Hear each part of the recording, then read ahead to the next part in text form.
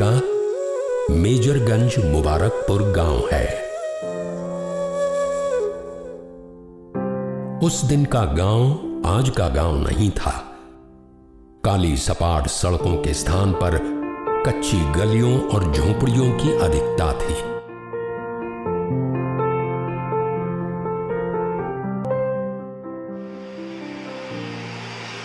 भारत नेपाल सीमावर्ती इलाकों में अवस्थित बाढ़ और सुखाड़ से सिसकियां भरता ये एक सुदूर गांव था। आज की तिथि में न केवल बिहार बल्कि भारत के मानचित्र पर यह एक अनोखा गांव है, जहां विश्वविद्यालय से लेकर सामान्य महाविद्यालय, प्राथमिक से लेकर उच्च माध्यमिक विद्यालय, medical college, paramedical college, B Ed college, विद्यापीठ, योगपीठ, ध्यान केंद्र तथा आत्म कल्याण केंद्र के अतिरिक्त दबे कुचले तबकों के लिए हमें भी पढ़ाओ के प्रमुख केंद्र के रूप में विकसित है।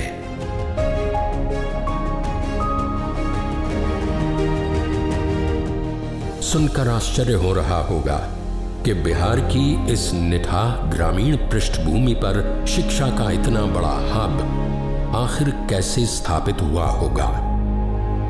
आप संभवतः ये भी अनुमान कर रहे होंगे कि ये किसी सरकार की पहल रही होगी। सरकार का विधि सम्मत सहयोग जरूर रहा है, लेकिन इसका सार्थक स्वरूप एक व्यक्ति की दूरगामी सोच का प्रतिफल है। उस पुरुषार्थी का नाम श्रद्धेय आचार्य श्री सुदर्शन जी महाराज है। वे शिक्षा और अध्यात्म जगत में एक विरल उदाहरण है, जिनका व्यक्तित्व अपरिमेय और अथाह है। मानो हरि अनंत हरि कथा अनंता। 4 इंच ईंट जोड़ी है, कंगूरा जोड़ना बाकी है। 2 लम्हा जिंदगी की सारी उम्र बाकी है। अब तक प्यार किया है खुद को, सबका प्यार बाकी है। अरे 4 गज जमीन नापी है, आकाश नापना बाकी है। ऐसा नहीं कि सफर आसान था। बात 16वीं सदी से शुरू होती है। खमनौर हल्दी घाटी युद्धांत के बाद मेवाड़ विजेता बना था, लेकिन राजस्थान राजपूताने के खाते कमाते परिवार पर उसका प्रतिकूल असर पड़ा। तो हमारे जो पूर्वज थे वो बड़े गरीब थे, खेती करने वाले लोग थे। वो सुनते हैं कि उसमें भेड़ रखा करते थे लोग, गाय रखा करते थे वहाँ राजस्थान में। तो पेट नहीं भर रहा लोगों को। यहां तक कि उनके पशु भी भूखमरी के शिकार होने लगे थे, जबकि उनकी आय का मुख्य स्रोत ही पशुपालन था। उनकी भेड़ें और बकरियां मरने लगी थीं। जीविका में सबसे अधिक सहयोगी पशु ऊंट था। वो भी साथ छोड़ दे उससे पहले वे लोग वहां से पलायन को मजबूर हुए। रास्ते में कुछ परिवारों को जहां राजाश्रय मिला वहीं रुक गए। एक परिवार दल बिहार आ पहुंचा। सारण जिले के गलिमापुर गांव, जो मढ़ौरा के समीप आज भी स्थित है, अनुमान है तत्कालीन स्थानीय जमींदारों का संरक्षण मिला होगा। वे काफी समय तक बतौर शरणार्थी वहीं रहे। पीढ़ियां बदल चुकी थीं। 19वीं सदी अपने उत्तरार्ध पर थी। दादाजी बाबू शिव सिंह परिवार के मुखिया थे। वे पिता सहित श्री हरू सिंह और चाचा श्री रिझन सिंह ऊंची कदकाठी के कद्दावर पहलवान हुआ करते थे। वे लोग व्यवसाय के तौर पर धान का क्रय विक्रय करते थे। उसी सिलसिले में अक्सर उनका गलिमापुर से नेपाल आना जाना होता था। वहीं नेपाल सीमा से सटे एक जमींदार के साथ व्यावसायिक रिश्ता बन चुका था। उन दिनों वे जमींदार अपने दुश्मनों से पीड़ित चल रहे थे। तो ये लोग जो हमारे पूर्वज लोग जो गए थे, बड़े पहलवान थे, लंबा लंबा मोटा हाथ में लाठी रखते थे। 3 लोगों को देख कर बड़ा प्रभावित हुए। जमींदार ने अपनी सुरक्षा में खड़े होने का प्रस्ताव रखा। पहलवान आदमी, ऊपर से क्षत्रिय राजपूत, सहज ही तैयार हो गया। कुछ महीने बाद जमींदार दुश्मनों की दुश्मनी से मुक्त था। बदले में खुश होकर धान भंडारण हेतु जमीन का एक टुकड़ा उनके नाम कर दिया। व्यावसायिक दृष्टिकोण से वो स्थान बेहद उपयुक्त था, क्योंकि महज 5 किलोमीटर पर ही नेपाल सीमा थी। फलतः सपरिवार वहीं के स्थायी निवासी हो गए। और इतना बढ़िया से विकास हुआ कि थोड़ी धन संपत्ति भी हो गई। बैलगाड़ी, भैंस, सब कुछ रखना, गृहस्थी हो गई, खेती गृहस्थी होने लगी, जमीन खरीदने लगे लोग। तब वो इलाका तत्कालीन जिला मुजफ्फरपुर के अंतर्गत हुआ करता था, अब सीतामढ़ी के अधीन है। 20वीं सदी का आरंभ आने तक परिवार उन्नत हो चला था। जगह जमीन में वृद्धि के साथ साथ गाय, बैल, हाथी, घोड़े भी समृद्धि को शोभायमान कर रहे थे। लेकिन अब तक परिवार में किसी भी व्यक्ति के पास अक्षर ज्ञान नहीं था। कालांतर में उसी घोर निरक्षरता के बीच श्री हरू सिंह और माता श्रीमती चंद्रिका देवी जी के घर 2 जून सन 1937 ईस्वी को एक किलकारी गूंजी। शिशु का नाम युगल रखा गया, युगल किशोर सिंह। युगल अपने माता पिता की द्वितीय संतान हुए।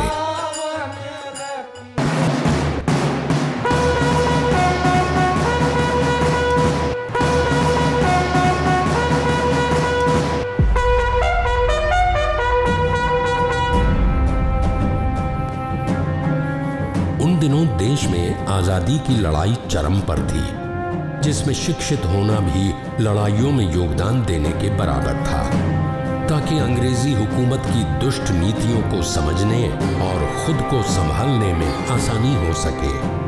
हमारे पिताजी नहीं चाहते थे कि पढ़े, खेती गृहस्थी करे, कुश्ती खेलेगा, और करते भी थे, हम लोग करने भी लगे। लेकिन संजोग ऐसा हुआ कि निकलते निकलते उसी में से, जैसे होता है ना कि छताते छताते नदी से कोई एक फूल निकल गया बाहर। युगल 6 वर्ष के रहे होंगे। किसी क्रांतिकारी के प्रभाव में आकर एक पारिवारिक अज्ञात ने मेजरगंज प्राथमिक विद्यालय में नामांकन करवा दिया। 5वीं के बाद वे मामा श्री हीरालाल सिंह जी के गांव डुमरी पढ़ने चले गए। पीढ़ियों से चली आ रही निरक्षरता के दंश से उबरते हुए शिक्षा पुंज की ओर वो प्रारंभिक कदम था। कहते हैं ना, शिक्षा ग्रहण करने की प्रक्रिया चाहे जैसी हो, वो आपको विशिष्ट बना ही देती है। बालक युगल में स्वाभिमान का अंकुर प्रस्फुटित होने लगा था। वो पैतृक सुख संसाधनों के आकर्षण से विमुख होने लगे थे। उन्हें हाथी घोड़े की सवारी करना भी पसंद नहीं था। 1944-45 में उन लोगों ने हाथी खरीदा, तो हमने कहा कि हाथी मेरा नहीं है, जब अपने हम खरीदेंगे तभी हम हाथी पर चढ़ेंगे। 13 साल की अल्पायु में पिताजी ने शादी तय कर दी। तब उसका अर्थ और महत्व तक पता नहीं था। हम भी एकदम तैयार हो गए, शादी के मूड में शादी करेंगे। अब कपड़ा नहीं था हमारे पास। एक दोस्त था, उससे 3 कुर्ता मांग के लाए, कमीज धोती पहन के हम बरियाती चल दी। 12 साल के बाद तो हमको याद पड़ा कि हमारी शादी भी हुई है। 1962 में 50 में शादी हुई। अब 62 में मुझे पता चला कि मेरी शादी भी हुई है। 7 जुलाई 1950 ईस्वी को बालक युगल की बारात सुकन्या कृष्णा सिंह के घर चचराहा मधुबनी पहुंची, जो कि भारत नेपाल की दूसरी सीमा पर स्थित है। विशिष्ट लोग कंपनी ट्रेन से और सामान्य लोग बैलगाड़ियों से बारात में गए थे। ग्रामोफोन पर बज रहे लोक संगीत और नगाड़ों के बीच नाचता लौंडा बारात की शोभा बढ़ा रहा था। उसी बीच संभवतः इंद्रासन में भगवान इंद्र भी प्रसन्न हो गए होंगे। ऐसी मूसलाधार बारिश के 400 लोगों की बारात चंद मिनटों में कहां गई पता नहीं। भीगते भागते शायद जनवासा गए होंगे। घर के आंगन में बना बांस का मंडप, जहां चंद पारिवारिक लोग और पंडित जी ही डटे थे, वो भी छातों के सहारे। मांगलिक फेरा लेता बाल दूल्हा फिसल न जाए, इसलिए ससुर श्री शुभनारायण सिंह जी ने स्वयं अपने दामाद को कंधे पर बैठा लिया। किसी तरह परिणय प्रक्रिया संपन्न हुई। उनके दाम्पत्य जीवन में कृष्णा जी जैसी आदर्शवादिनी और कर्तव्यपरायण अर्धांगिनी पाना भी किसी सौभाग्य से कम नहीं। आगे के जीवन में उनका होना एक दूसरे में सर्वथा सन्निहित पाया गया। जो वही एक पत्नी भारत में है शायद, जो जीवन में तो पत्नी का काम किया, लेकिन अंत में मां बन रही हमारी, हुआ मदर का रोल हो गया। और जीवन में जितना संकट मुझे उन्होंने कम नहीं झेला। युगल किशोर सन 1956 ईस्वी में GAV हाई स्कूल बभनगामा से तृतीय श्रेणी में मैट्रिक की परीक्षा में उत्तीर्ण हुए। परिणाम सूची में सबसे अंतिम नाम उन्हीं का था। युगल अब सचमुच किशोर हो चुके थे। वे अपने परिणाम से उदास थे। तो इंडिया का सबसे लास्ट रिजल्ट मेरा था, उससे नीचा कोई उपाय नहीं था। हम लोगों को 22 नंबर पर पास होना था, तो सभी विषय में 22 नंबर था। अगर आधा नंबर कम आ जाता तो मैट्रिक में घुलट जाते। लेकिन पिताजी और चाचा जी लोगों में मिठाइयां बांट रहे थे। उनकी खुशियां भी लाजमी थीं। खानदान का पहला चिराग मैट्रिक पास जो हो गया था, क्योंकि हमारे गांव में पहला आदमी हम हैं जो मैट्रिक पास किए। पहला आदमी हम हैं जो गांव से बाहर जाकर पढ़ने लगे, फिर कॉलेज में गए। तो ये परंपरा तो हम लोग बहुत ही पिछड़े लोगों में से रहे हैं। मैट्रिक का परिणाम उन्हें हतोत्साहित कर गया था। आगे की पढ़ाई इंटरमीडिएट में फेल कर गए। इस परिणाम ने तो उन्हें तोड़ कर रख दिया। वे इतने निरीह महसूस करने लगे कि आगे की पढ़ाई अब नहीं करना चाहते थे। खबर पत्नी कृष्णा जी तक पहुंची। पत्र के माध्यम से उन्होंने पति में हौसला भरा। पत्र इसलिए क्योंकि अभी गौना नहीं हुआ था। वे अभी मायके में अपनी शिक्षा पूरी कर रही थीं। युगल किशोर जी पत्नी से प्रेरित होकर दोबारा प्रयास में जुटे। तो मेरी माँ अपने गहने बेच के फिर उनको पढ़ाती थी। और तब मैंने कहा कि देखो मैं पढ़ कर दिखाता हूँ।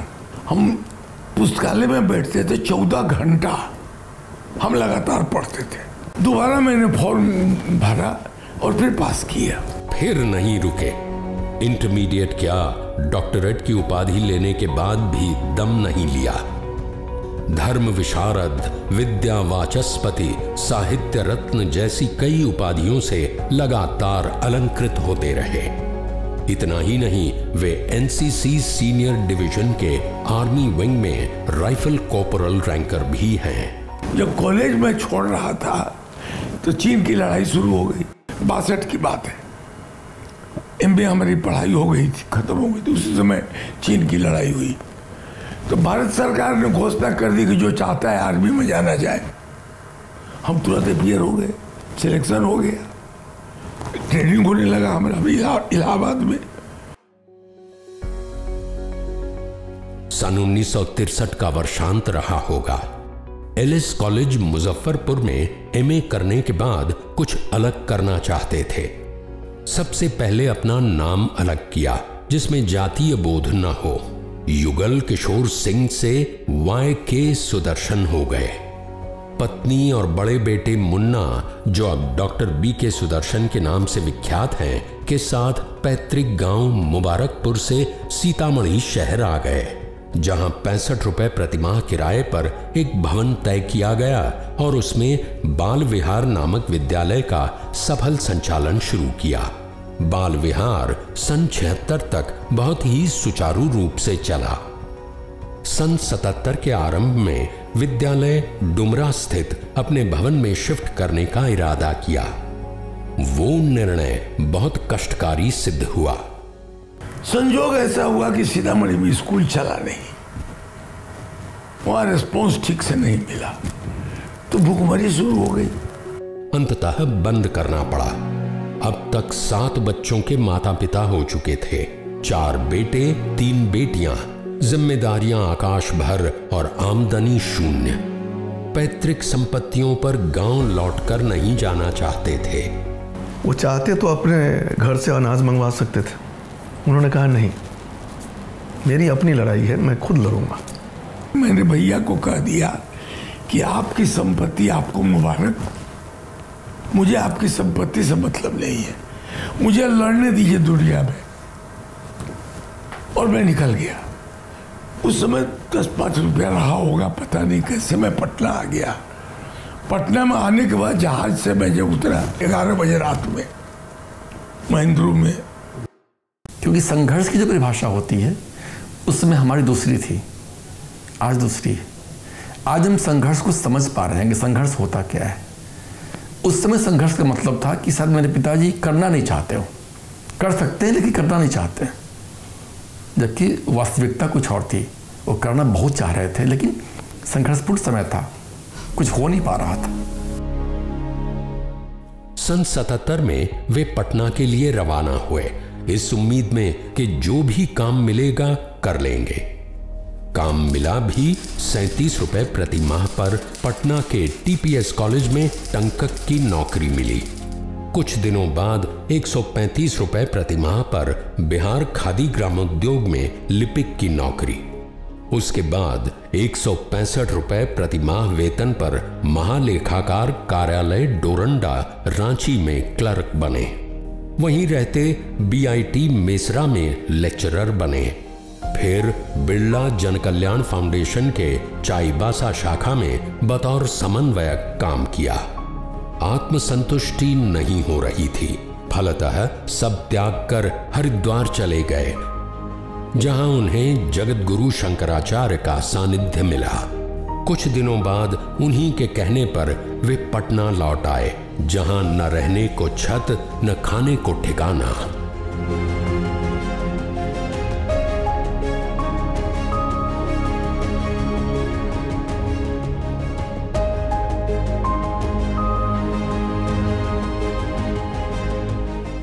विश्व हिंदू परिषद के तत्कालीन प्रांतीय कार्यालय पटना के नाला रोड में शरण लेने चले गए, जहां चटाइयों पर रात गुजारते और दिन भर पैदल पांव पटना नापते। जूता की भी एक उम्र होती है, जूता नीचे टूट गया, जूता खरीदने के लिए पैसा नहीं था तो क्या करते, तो बोरा होता है, बोरा चट्टी जिसमें सामान रख के जाता है, चट्टी निकाल के फाड़ के नीचे लगाते थे, उस पर पटना चलते थे। वह संघर्ष था उनका, वहां से मैंने देखा। अपने परिवार के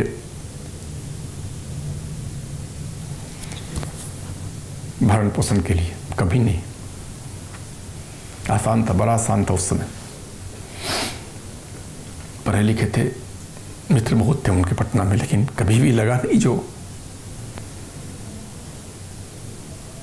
ऐसा नहीं था कि कहीं कुछ मांगते तो मिलता नहीं, लेकिन नहीं, कभी नहीं। तो संघर्ष को भी मैंने पहले कहा कि उनके संघर्ष को बताना बहुत मुश्किल है। साल सन 79 आ चुका था। उनके मन में पटना में स्कूल खोलने की योजना चल रही थी, जबकि पॉकेट में फूटी कौड़ी तक नहीं थी। मेरे 100 रुपया पॉकेट में नहीं है। अब मकान खोज रहे थे स्कूल चलाने के लिए। उन दिनों फुटपाथ पर चल रहे ढाबों पर 1 रुपए में 4 रोटियां मिलती थीं। उस खाने ने भी धैर्य की खूब परीक्षा ली। संघर्ष की पराकाष्ठा तो तब होती है जब आप दिन में जब प्रसाद ग्रहण कर रहे हो, खाना खा रहे हो, और शाम के प्रसाद की भी अनिश्चितता हो। इससे बड़ा संघर्ष को व्यक्ति क्या कर सकता है। साहित्य सम्मेलन के ठीक सामने 1 रुपया था मेरे पॉकेट में। गलियों में दौड़ के था, बैठ गए रोटी खाए, 2 बार दाल मांगे, सब्जी मांगे। बड़ा गंदा रिमार्क दिया। हमने कहा कि भगवान ये 3 आ गया हम लोगों का। तो दूसरा का दिन विश्व हिंदू परिषद में मीटिंग थी, सभी लोग बड़े बड़े लोग आए, हम भी थे उसमें। तो ब्रेड आया, बटर जाम कुछ लोग खाया, उसमें से 2 डिब्बा ब्रेड बच गया तो हम लेके रख ली। चौथे दिन अचानक उनको जब खाया उन्होंने तो लगा कि कुछ दूसरा स्वाद आ रहा है उसमें। तो उन्होंने देखा उसको निकाल के, तो फंगस आ गया था उसमें। फरवरी 79 में नेतरहाट आवासीय विद्यालय के तत्कालीन प्राचार्य डॉक्टर रामदेव त्रिपाठी अवकाश प्राप्त कर चुके थे। पटना में सुदर्शन जी और त्रिपाठी जी की आत्मीय मुलाकात हुई। उन्होंने अपनी योजना बताई। घूम रहे थे मकान थे, व्यक्ति से पूछा हमने कि भाई एक मकान मिलेगा यहाँ स्कूल के लिए? वो कहा कि हाँ खाली है, जाइए ना। तो उन्होंने कहा कि 300 रुपया किराया लेंगे। अब ये सारा पैसा कहाँ से लावे 300 रुपया? याद आया कि हमारे बहुत दूर के परिचित एक तो थे, वो असिस्टेंट कमिश्नर थे इनकम टैक्स में, सामने में उनका घर था। हम उन्हीं के पास चले गए। अरे मरता क्या नहीं करता, तुरंत घर में गया, 300 रुपये ला के दे दिया। हम दौड़ते चले गए, उनको जाके 200 रुपया दिए, 100 रुपया मार लिए और खाने पीने के लिए कहा कि बाद में देंगे आपको। हो गया, मक्का जाइए रहिए। हम रहने लगे उस मकान में। और पड़ गई पटना सेंट्रल स्कूल की नींव, जिसकी आधिकारिक स्थापना 24 जनवरी 1980 को हुई और उसके प्रथम प्राचार्य डॉक्टर रामदेव त्रिपाठी जी हुए। 1980 15 मार्च के मैं एज ए विधिवत ज्वाइन किया एज ए टीचर में। उस समय से अभी तक हूँ, कोई ज़्यादा दिन तो नहीं हुआ है, 42 वर्ष पूरा हो गया है, अब एक्सटेंशन भी चल रहा है। ये विद्यालय संभवतः बिहार का पहला CBSE निजी विद्यालय के रूप में प्रतिष्ठित माना गया, जो नेतरहाट आवासीय विद्यालय की तुलना में विशिष्ट मान्यता रखता है। अब मिशनरीज के सिद्धांत पर तो कई स्कूल चल रहे थे, लेकिन इस मायने में ये पहला विद्यालय था जो नेतरहाट के पैटर्न पे चल रहा था कि इनके योगदान को देखते हुए तत्कालीन जो बिहार की सरकार थी उसने इन्हें बिहार राज्य पाठ्य पुस्तक प्रकाशन निगम का, जिसे Bihar state text book limited कहते हैं, का उपाध्यक्ष बनाया था। तो उसमें जाके हमने अपनी योजना चलाई। मॉरल टीचिंग हमने उसमें लागू करवाया, प्रैक्टिकल एजुकेशन लागू करवाया सिलेबस में। अब करोड़ों किताब बिकती थी। आगे चलकर 1986 में अर्धांगिनी अर्थात मां जी श्रीमती कृष्णा सिंह जी ने कृष्णा निकेतन की स्थापना की, जो अपने आरंभिक दिनों से ही बिहार के आवासीय कन्या विद्यालयों में अग्रणी स्थान रखता है। शांति निकेतन के बाद अगर कोई किसी गुरु के गाइडेंस में कोई शिक्षण संस्थान चल रहा है जहाँ पे बच्चे उन्मुक्त वातावरण में, टेंशन फ्री माहौल में सारे बच्चे ओपन हैं, आप ये कृष्णा निकेतन को अकेले पाएंगे जहाँ की एक एक बच्ची रेडी है, स्टेज फ्री है।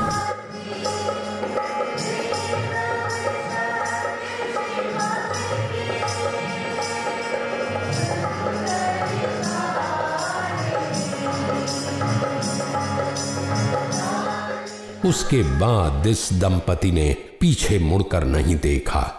कोई व्यक्ति जीवन में वो संस्था बनाता है, लेकिन परमात्मा ने इस हाथ को इतना शक्ति दिया है कि इतनी संस्थाएं बन रही। फलतः आज दर्जनों शैक्षणिक संस्थानों, अस्पतालों, सामाजिक संस्थानों, चैरिटेबल ट्रस्ट, आध्यात्मिक आश्रमों, उद्यानों, मंदिरों, स्मृति द्वारों सरीखे अन्य विविध प्रकार के जनोन्मुखी संस्थानों के संस्थापक होने का उन्हें सुख और सौभाग्य प्राप्त है। भगवान हमको एक जगह बैठकर रहने नहीं दे रहे हैं, वो कहते हैं कि तुम करते चलो।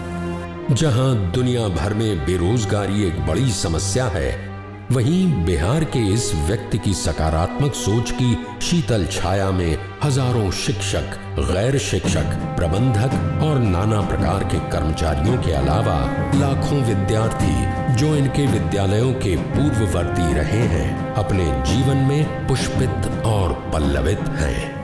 कि अगर तुम्हारा प्लानिंग 1 साल का है वो धान का पेड़ लगाओ, अगर तुम्हारा प्लानिंग 10 साल का है तब पेड़ लगाओ, अगर तुम्हारी प्लानिंग 100 साल का है तो एजुकेट द मास, कि कमज़ोर से कमज़ोर आदमी का भी बच्चा इसके इंस्टीट्यूशन में पढ़ता है और हमेशा अमीर लोगों का भी बच्चा पढ़ता है। जिस बेंच में मैं अभी बैठा हूँ, इस बेंच पर कभी मैं एक विद्यार्थी के रूप में बैठा था। बात है सन 2007 की। उस समय मेरी परिवार का हालात उतना अच्छा नहीं था, हम लोग आर्थिक रूप से बहुत पीछे थे।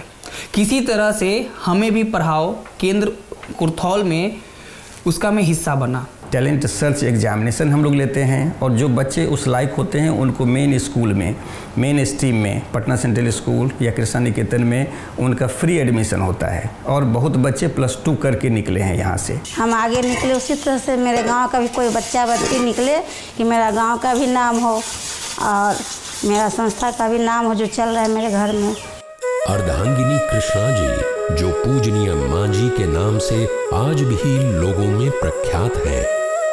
27 सितंबर 1997 को जब उनका असमय निर्वाण हुआ, आचार्य श्री ने टूटने के बजाय अपनी आध्यात्मिक शक्ति को मजबूत किया। जब शिक्षा अपने उत्कर्ष पर पहुंचती है तो आध्यात्मिक हो जाती है। किसी भी स्थिति में मैंने कभी उन्हें टूटते नहीं देखा, न झुकते देखा। उन्होंने 1000 पृष्ठों वाली सुदर्शन संगीतमय रामायण की रचना की। जीवन जिए कैसे, गीता कहे जैसे, जीना चाहते हो तो हंसना सीखो, अपना प्रकाश स्वयं बनो, संगीतमय श्री राम कथा, गुरु ज्ञान, जीवन जीने की कला सहित 250 से भी अधिक ग्रंथों और पुस्तकों की रचना की।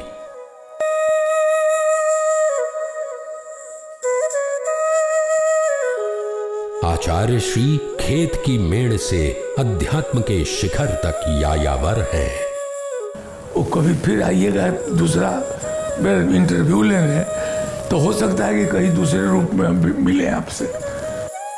उनकी प्रशंसा में देश के वर्तमान राष्ट्रपति श्री रामनाथ कोविंद और प्रधानमंत्री श्री नरेंद्र मोदी जी ने भी अपने शब्द पुष्प न्योछावर किए हैं। जिस समय ईश्वर की कृपा हो जाती है ना, उस समय मनुष्य मनुष्य नहीं रहता है, महापुरुष हो जाता है। England, Netherlands, South Africa, Mauritius, France, Switzerland सहित दर्जनों देशों की सांस्कृतिक एवं आध्यात्मिक यात्रा कर चुके हैं। आचार्य श्री ने दानवीरता की भी अद्भुत मिसाल कायम की है। उनके द्वारा स्थापित आत्म कल्याण केंद्र सोहना रोड, गुरुग्राम, जिसका रकबा लगभग 1 एकड़ में फैला हुआ है, यदि भारतीय मुद्रा में उसकी तुलना की जाए तो लगभग 100 करोड़ रुपए के अनुमानित धन के बराबर होगी। सन 2021 में भगवान श्री कृष्ण को समर्पित इस्कॉन टेम्पल ट्रस्ट को वो परिसर निःशुल्क दान कर दिया। क्योंकि ऐसा कुछ भी नहीं है कि 2-3 पुस्तकालय से या हम लोग कुछ देखते आ रहे हैं। हमने वह भी देखा है और यह भी देख रहे हैं कि जितनी मजबूती हमारे पास, हम सबों के पास अभाव में थी, उतनी मजबूती हमारे पास आज भी भाव में उतना ही निहित है। मैं हंसी मजाक में कभी कभी इन लोगों को, गुड्डू जी, मुन्ना जी को कहता हूँ कि देखो इतना बड़ा मजबूत मूर्ति हमने लगा दिया है कि तुम लोग छेनी से तुम काटोगे तो भी नहीं टूटेगा। ऐसे वटवृक्ष रूपी व्यक्तित्व को कैसे बांधूं मैं शब्दों में, जो शब्दों से है पार खड़ा, व्यष्टि हो तो छू कर देखूं, भाव समष्टि शून्य पड़ा।